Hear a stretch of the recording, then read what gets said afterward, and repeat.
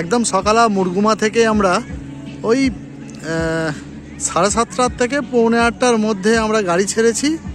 প্রথম আমাদের উদ্দেশ্য ছিল রাজারাপ্পার মন্দির, দামোদর নদীর ওপরে এক অসাধারণ দৃশ্য, সে ভিডিও আমি করে রেখেছি।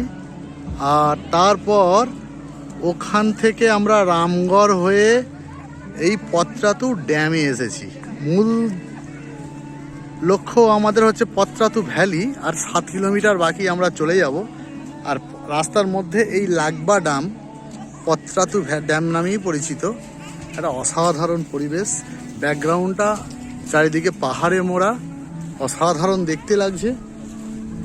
আর এরপরে আমরা চলে যাব ওই পত্রাতু ড্যাম, পত্রাতু ড্যাম নয়, ওই পত্রাতু ভ্যালি।